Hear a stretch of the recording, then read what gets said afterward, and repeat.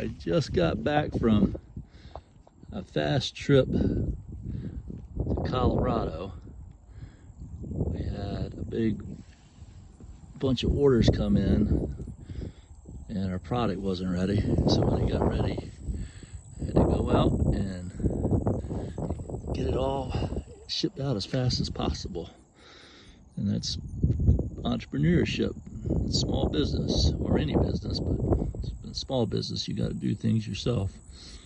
And you'd be grateful for, even though it was hectic, very grateful for our orders and the business that we got. And the salad, and even though it is so buggy, the mosquitoes are really bad right now here at Body Island. But even though it's been warm and we haven't had any cool weather, the Salicornia, also called sea beans, it already knows its fall is coming because it's changed colors. Remember, I learned last year that it changed colors. But look, that one really does kind of look like beans. Oh, it's salty. These are salt tolerant plants. These little things right here are edible also. They're salt tolerant. They live in the salt water, the salt marsh, and a lot of plants can't handle salt water, but these varieties of plants are salt tolerant. And these things are really good, but they're really salty. And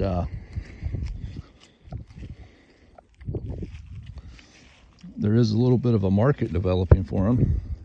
And in Europe, they're even more popular. There's a couple of different species, but oh, there's a little bunny, the marsh bunny. Hello, marsh bunny. How are you? Do you eat Salicornia? Probably. I don't know. I don't know if the rabbits eat the Salicornia or not. I would see it only. You don't even see it up here. There's a little bit of it.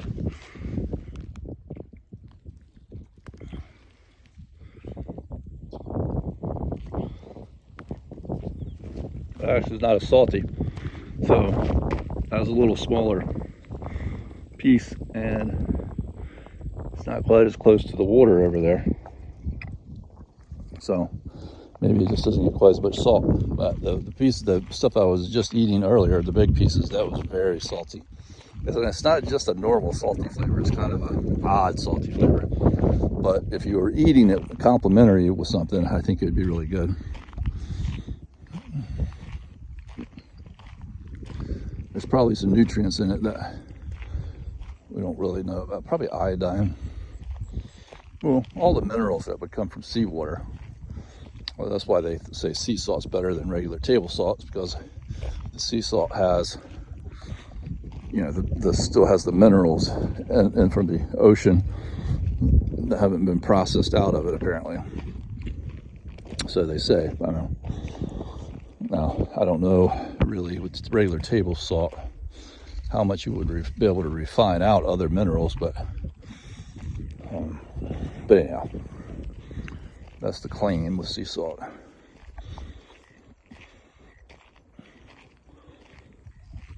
And that might be true, because it's probably going to vary from where the salt is mined also. The seawater in general has a lot of nutrients in it. It's very important nutrients. So like even when you swim in seawater, your body can absorb some things from the seawater.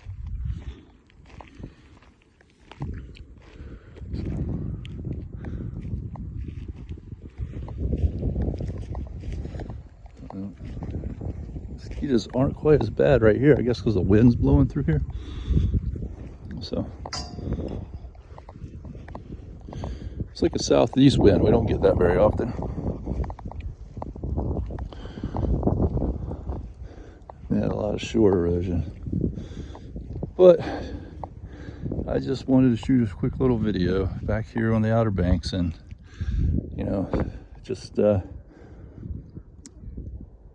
couple of things, be grateful for the opportunities that come to us, even when they cause us to have to be under a little bit of stress. And one of the things is about stress is that it's actually been well studied even, and it's kind of also intuitive, is that how we perceive stress and how we take stress actually has a big impact on how it actually affects our body. So to the degree that we can manage our stress can actually be good, and a certain amount of stress is necessary for growth, and it can actually be healthy.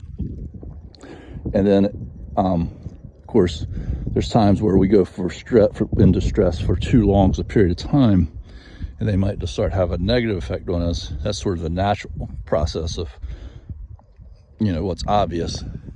But then there's also the way that we just mentally handle stress. And that's very important to understand, that we can make stress in our minds bad for us or good for us. If we can grow from it or we can suffer from it, just based on the way we perceive it in our mind. And so, and this is studied, so it's very important to understand that managing healthy levels of stress is part of growth and part of the journey of life. And if you see it that way, if you see it as growth and as opportunity, and it's just a job that needs to be done, or something that's going to be a natural part of, everybody has these things happen in their lives, whatever it might be, things that are much more severe than having a good problem like to back order a product. But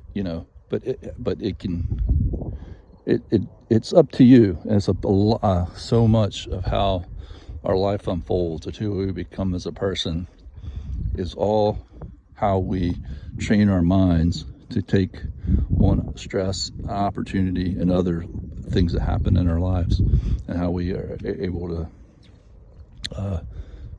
see the joy, see the light at the end of the tunnel when it's stressful, or to enjoy the light when we're in it, or to find our way out of the dark. Anyhow, being in nature, that's one of the things I talk about it all the time. We know that when we come out into nature, it just naturally helps to stabilize our body. Our bodies love being in nature. Our mind loves it. All of our senses enjoy it.